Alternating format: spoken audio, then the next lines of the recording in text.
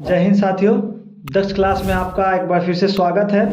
इस नए वीडियो में मैं आपके लिए जो क्लास 8 का चैप्टर 2 था, है ना, दूसरा पार्ट जो था, पार्ट का नाम था संघे शक्ति।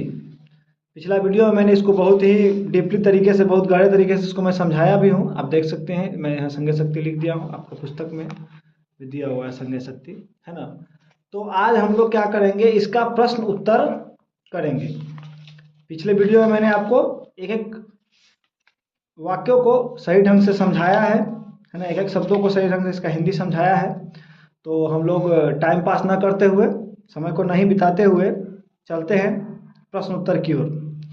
अब इस चैप्टर में अभ्यास में सबसे पहले मौखिक दिया है ना, तो मौखिक को हम लोग पढ़ते हैं, क्या कहने की कोशिश कर रहा है। निम्नलिखिता नाम शब्दा नाम उच्चारणम कुरुत, जो शब्द दिए गए हैं उसके क्या करना है, उच्चारण करने हैं। तो पढ़ते हैं हम लोग। कृषि कर्मणा संपत्ति अर्जिता समाश्रित्य चिंतित तिष्ठति शृण्वन्ति दंड चतुष्टम्यम एकैक अस्मि सर्वे अपि गृहे वर्तन्त, है ना। इस तरह से हमको इसको पढ़ लेना है। चलिए, दूसरा नंबर में कह रहा है कि संघे शक्ति भवति, मतलब एकता में बल होता है।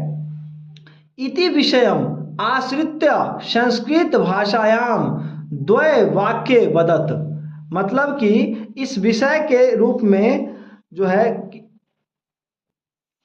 इसका कहना का मतलब है कि संघे शक्ति होती, मतलब एकता में बल होता है। इस विषय में दो वाक्य बोलना है। तो हम इस विषय में बोलते हैं कि एकताम रीते सफलता न मिलती, अगर आप एकता में नहीं हो तो सफलता आपको नहीं मिलती है। दूसरा लाइन है कि संघे शक्ति कलयुगे, मतलब इस कलयुग में संघ में ही शक्ति है ना। इस तरह से आपका जो दूसरा नंबर प्रश्न था वो कंप्लीट हो गया। तीसरा नंबर में कह रहा है कि निम्नलिखिता नाम शब्दा नाम अर्थम वदत, जो निम्नलिखित जो शब्द दिए गए हैं उनके अर्थ बताना है। तथैव विपुलाम कदापि एवमेव सततम एकदा कथमपि तदा किंच। तथैव मतलब वैसे ही, तथा जोड़ एव, जब इसका हम संधि विच्छेद करेंगे तो होगा तथा जोड़ एव तथैव। विपुलम मतलब बहुत, कदापि मतलब कभी भी, एवमेव मतलब इसी प्रकार, है ना। सततम मतलब सदैव, एकदा मतलब एक प्रकार, है ना, सॉरी एकदा मतलब एक बार, कथम अपि मतलब कोई भी, तदा मतलब तब, किंच मतलब इसके बाद, है ना। तो इस तरह से हमने मौखिक जो बोल रहा है कि बोलने के लिए, तो वो आपको मैंने कंप्लीट करवा दिया है। अब हम लोग चलते हैं लिखित की ओर, है ना। लिखित में देखिए, लिखित में आपका प्रश्न कह रहा है 4 नंबर में कि वाक्य निर्माणम कुरुत, जो दिए गए शब्द है पीतरम ग्राम कृष्क करोषि एकदा पिता त्यक्त्वा, है ना। तो इस तरह से जो शब्द दिए गए हैं इन सभी शब्दों को क्या करना है, तो इसको वाक्य में निर्माण करना है। मैं जब स्पेशल आपके लिए वीडियो लेके आऊँगा, जो एपिसोड लेके आऊँगा, उसमें मैं सिखाऊंगा कि वाक्य निर्माण कैसे किया जाता है। अभी हम लोग प्रश्न को कंप्लीट करते हैं जल्दी जल्दी, टाइम पास ना करते हुए। तो आपका देख सकते हैं यहाँ पे मैंने बनाया है वाक्य निर्माणम कुरुत पितरम सह पितरम प्रति अवदत, मतलब वह पिता के प्रति बोलता है, ठीक है ना। ग्राम मम ग्राम रामपुर अस्ति, मतलब मेरा गांव रामपुर है। आप इसमें अपने मन से कुछ और भी लिख सकते हैं, है ना। मैं बस इसको दिखाने की कोशिश कर रहा हूँ। कृषि कार्यम करोति, मतलब किसान जो है वो खेती का कार्य करते हैं। करोषि तुम कार्यम न करोषि, तुम कार्य नहीं करोगे। एकदा मतलब एक बार, एकदा मोहना पत्र आगछत, सॉरी एकदा मोहना अत्र आगछत, मतलब एक बार मोहन यहाँ आया। पिता पिता पुत्रेण सह वनम गच्छति, पिता पुत्र के साथ वन को जाते हैं। त्यक्त्वा जना धनम त्यक्त्वा न सुखी भवेत, आज जो है लोग धन को त्याग करके सुखी नहीं होते हैं, मतलब लालच में पड़े हुए हैं। तो इस तरह से पहला जो आपका प्रश्न है 4 नंबर, उसको मैंने कंप्लीट करा दिया है ना। तो आप इसको पॉज करके, रोक करके वीडियो और इसको लिख सकते हैं, ठीक है। चलिए अब देखिए 5वां नंबर प्रश्न कहता है संधि विच्छेदम कुरुत, जो शब्द दिए गए हैं इनके संधि विच्छेद करना है। देखिए आपके प्रश्न में दिया गया है 5 नंबर में, संधि विच्छेदम कुरुत तथैव चिंतत, है ना, चिंत तिष्ठति सर्वे अपि शो अपि संपत्ति अर्जिता। इसको हम लोगों को करना है क्या, तो संधि विच्छेद। तो तथैव तो मैंने पहले ही बोला है, तथा जोड़ एव, चिंत तिष्ठति, चिंततः जोड़ तिष्ठति, सर्वेपि सर्वे जोड़ अपि, शोपि शह जोड़ अपि, संपत्ति अर्जिता संपत्ति अर्जिता, है ना। इस तरह से आपका 5वां नंबर प्रश्न जो है वो कंप्लीट हो चुका है। अब हम लोग छठे नंबर प्रश्न को देखेंगे। देखिए छठा नंबर प्रश्न कह रहा है मंजूषातः शब्दम चित्वा रिक्त स्थानानि पूर्यत। जो मंजूषा दिया गया है, जो ये बॉक्स दिया गया है, इसमें जो शब्द दिए गए हैं, इससे इसको क्या करना है तो भरना है। अस्ति डैश तीरे पुष्कर नाम को ग्रामः तत्र बहुधन संपन्न हरिहरो नाम डैश डैश तेना महती प्रतिष्ठा संप्राप्ता तस्य डैश पुत्र आभवन सर्वे अपि अलशः न डैश डैश श्रेयसी पुंसाम। और इसमें दिया है बॉक्स में संहति गंगायाः चत्वारः ग्रामे श्रीनवंती कृषक। तो इसी बॉक्स में से इसमें भरना है। मैंने इसको कॉपी में किया है, आपको दिखाता हूं मैं।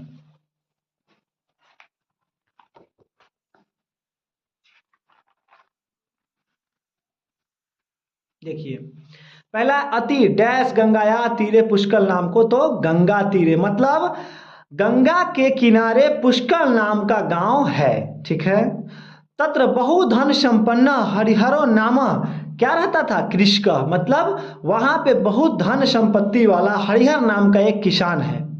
डैश तेना महती प्रतिष्ठा संप्राप्ता, कहाँ पे उसको बहुत ज्यादा प्रतिष्ठा प्राप्त हुई थी तो ग्रामे मतलब गांव में उसे बहुत ही ज्यादा प्रतिष्ठा प्राप्त थी। तस्य डैश पुत्रान पुत्र अभवन, उसके कितने पुत्र थे, कितने पुत्र हुए तो चत्वारह मतलब 4 पुत्र हुए। सर्वे अपि अलसा न श्रीनवंती, मतलब सभी आलसी जो थे वो नहीं सुनते थे, नहीं सुना करते थे, है ना। संहति श्रेयसी पुंसाम, मतलब एकता में ही बल होता है। ये आपके चैप्टर में लास्ट में देखिएगा, मैं जब पढ़ाया हूँ तो इसमें ये लिखा है, देखिए अयम उपदेश संहति श्रेयसी पुंसाम, है ना। ऐसा उपदेश दिया गया है कि एक साथ रहने से ही बल होता है, एक साथ रहने से ही आप क्या कर सकते हैं तो दुनिया की कोई भी चीज़ों को जीत सकते हैं, मतलब एकता में बल होता है, ठीक है। तो इस तरह से आपका जो छठा नंबर प्रश्न था उसको मैंने कंप्लीट करवा दिया। अब हम लोग चलते हैं 7वें नंबर प्रश्न की ओर। इसमें कह रहा है देखिए प्रकृति प्रत्यय विभागम कुरुत, प्रकृति प्रत्यय क्या करना है अलग अलग करना है। तो देखते हैं हम लोग यहाँ जो बना है हमारा प्रश्न बना है दत्वा, तो दा जोर कत्वा, है ना। जातः जन जोर कत। देखिए जब मैं इसके लिए अलग से एक एपिसोड लाऊंगा जिसमें बताऊंगा कौन सा प्रत्यय कौन सा क्या लगा हुआ है, उसके लिए स्पेशल जब हम संस्कृत ग्रामर पढ़ेंगे, आपको मैं जब संस्कृत ग्रामर पढ़ाऊंगा तो उसमें हर एक चीज़ों को मैं बारीकी से समझाऊंगा। अभी हम लोग प्रश्न को कंप्लीट करने की कोशिश करते हैं, क्योंकि अगर हम इसमें ग्रामर समझाने लगे तो आपका वीडियो भी लंबा हो जाएगा और आपका फोकस जो है वो क्वेश्चन पर से अलग चला जाएगा। इसलिए मैं चाहता हूँ कि पहले कंप्लीट करा दे क्वेश्चन को। जाता जन जोर कत, समाश्रित्य शम जोर आ जोर श्री जोर ल्यप। देखिए आहूय आ जोर हवे हवे जोर ल्यप, आदिष्ठ आ जोर दिश जोर कत। इस तरह से आपका 6 और 7 नंबर प्रश्न कंप्लीट हो गया। अब 8वां नंबर क्वेश्चन का रहा है, देखिए अधोलिखिता नाम प्रश्ना नाम उत्तरम पूर्ण वाक्य न लिखत, मतलब ये जो क्वेश्चन लिखा गया, जो प्रश्न लिखा गया है, इसको पूर्ण वाक्य में इसका उत्तर हमको देना है। तो उसको मैंने लिखा है बड़े ही अच्छे ढंग से, आप देखेंगे एक एक प्रश्नों को मैं लिखा भी और समझाया भी हूँ। मैं समझाने की कोशिश करता हूँ इसको। देखिए चलिए देखिए पहला प्रश्न है 8वां नंबर में, पुष्कल नाम को ग्राम कुत्र अस्ति, मतलब पुष्कल नाम का जो गांव है वो कहाँ है। तो लिखेंगे हम गंगाया तीरे पुष्कल नाम को ग्राम अस्ति, मतलब गंगा के किनारे पुष्कल नाम का गांव है, ठीक है। ख कह रहा है कृषि कर्मणा केन प्रभुता संपत्ति अर्जिता, कृषि काम से किसके क्या बोलते हैं खेती के काम से किन्होंने बहुत सारी संपत्ति अर्जित किया। कौन किया था भाई, तो कृषि कर्मणा हरिहर प्रभुता संपत्ति अर्जिता, कृषि के काम से हरिहर नाम के जो किसान थे वे क्या किए थे तो बहुत ज्यादा संपत्ति अर्जित किए थे, है ना। इस तरह से ख हो गया। अब ग कह रहा है हरिहरस्य कति पुत्रा आसन, हरिहर के कितने पुत्र थे, तो हरिहरस्य 4 पुत्र आसन, हरिहर के 4 पुत्र थे। के अति अलसा आसन, कौन आलसी था, है ना, कौन आलसी था। तो लिखिए चत्वारः पुत्रा अलसा आसन, चारों पुत्र उनका आलसी था। हरिहर के जो चारों पुत्र थे वो चारों के चारों आलसी थे। अब देखिए अंगा में कह रहा है कि सर्वे पुत्रा सेवया कम आरोग्यम कृतवंतः, सभी पुत्र सेवा करके किसे आरोग्य कर लिए। आरोग्य मतलब होता है निरोग करना, है ना, मतलब बीमारी से बाहर निकाल लेना। तो सर्वे पुत्रा सेवया, देखिए यहाँ पे मेरे से गलती हो गया था क्योंकि मैं लिख रहा था, सडनली मेरा ध्यान कहीं अलग चला, जिसके कारण मैं गलत कुछ लिख दिया था, इस कारण इसको मैं काट दिया हूँ। तो इसका हम लोग प्रश्न का उत्तर देखेंगे सही सही। सर्वे पुत्रा सेवया स्वपितु आरोग्यम कृतवंत, सभी पुत्र क्या किए, तो अपने पिता को जो है आरोग्य कर लिए, है ना, मतलब निरोग कर लिए। अपने पिता मतलब किनको, हरिहर को, क्योंकि ये कहानी जो है वो हरिहर के बारे में ही चर्चा की जा रही है। तो इस तरह से आपका 8वां नंबर प्रश्न जो है वो कंप्लीट हो गया। अब देखिए 9वां नंबर प्रश्न कह रहा है कि सुमेलनम कुरुत, है ना, किसके साथ, कौन सा प्रकृति प्रत्यय है, उसको हम लोग देखेंगे अभी कॉपी में, है ना। तो चलिए देखते हैं इसको हम लोग।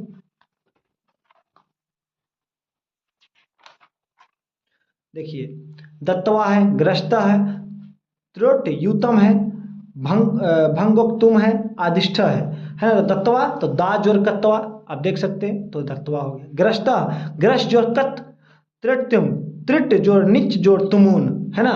भंजक तुम तो भंज जोर तुमुन, आदिष्ट आ जोर दिश जोर कत। इस तरह से आपको ये बना लेना है। ये सब जो प्रश्न है, ये सभी के सभी प्रश्न जो है वो क्या है, तो संस्कृत व्याकरण के हैं। मैं स्पेशल आपके लिए एपिसोड लाऊंगा जब संस्कृत व्याकरण का, तो मैं अच्छे ढंग से बारीकी से हर एक चीज़ों को आपके सामने रखूंगा ताकि कोई भी परेशानी आपको ना हो। चलिए 10 नंबर प्रश्न कह रहा है, देखिए कि उदाहरण अनुसारम अव्ययी पदानि चिनुत, अव्ययी पद इसमें से चुनना है। ये भी संस्कृत का व्याकरण का प्रश्न है, इसको भी हम लोग अच्छे से संस्कृत व्याकरण के वीडियो में देखेंगे।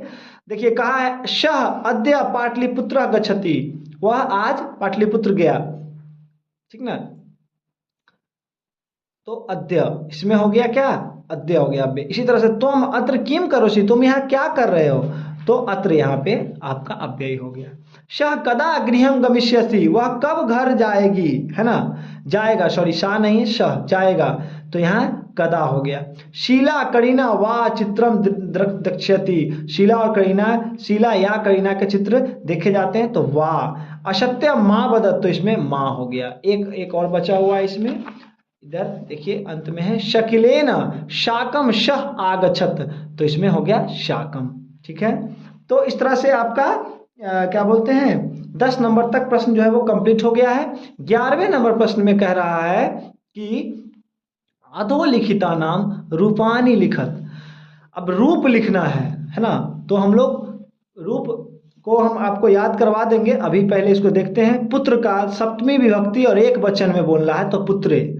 फल का षष्ठी विभक्ति में बहुवचन, फलानाम। इसको जब हम लोग पढ़ेंगे, फलम फले फलानी फल, बहुत सारी चीज़ें हैं, इसको हम लोग बारी बारी से देखेंगे तो आपको मैं बताऊंगा। नदी का चतुर्थी विभक्ति द्विवचन में नदीभ्याम, लता का सप्तमी विभक्ति बहुवचन में लताशु, युष्मत का क्या बोलते हैं पंचमी विभक्ति में कह रहा है द्विवचन, तो युवाभ्याम, है ना। इस तरह से मैं इसको कंप्लीट कर दिया हूँ।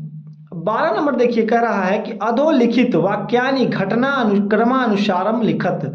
ये जो शब्द लिखे गए हैं, ये जो आपके प्रश्न लिखे गए हैं, इसको क्या किया है पता है, इसको किया है कि इधर उधर कर दिया है।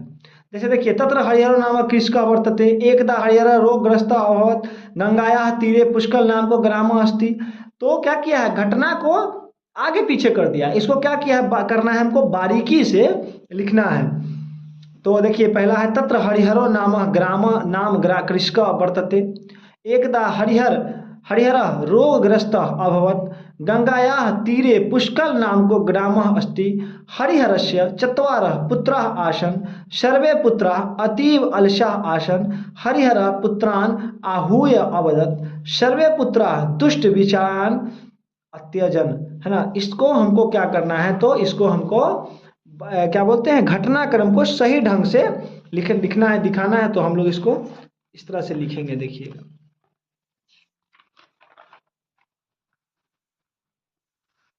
देखिए मैं इसको क्या किया हूं की लिख दिया हूँ बारीकी से। गंगायाः तीरे पुष्कर नाम को ग्राम अस्ति, मतलब गंगा के किनारे पुष्कर नाम का एक गांव है। तत्र हरिहरो नाम कृषक वर्तते, जहाँ पे हरिहर नाम का किसान है।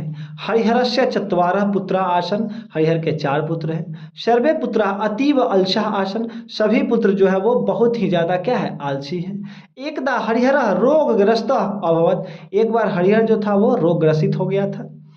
हरिहरा पुत्रान आहूय अवदत, है ना। उसके बाद है सर्वे पुत्रा दुष्ट विचारान अत्यजन, मतलब सभी पुत्र जो थे वो दुष्ट विचार को जो थे वो त्याग दिए थे। तो देखिए मैं क ख ग घ इसको कर दिया हूँ, और ये मैं इसलिए भी दे दिया हूँ क्योंकि जो पहले ग था क्वेश्चन में आपका, उसको अभी क में आ गया। जो पहले क था वो ख में आ गया, जो घ में था वो ग में आ गया, जो अंगा में था वो घ में आ गया है ना। ख था वो अंगा हो गया, च ही रह गया, छ ही रह गया। तो इस तरह से मैंने आपको अच्छे ढंग से समझाने की कोशिश की है।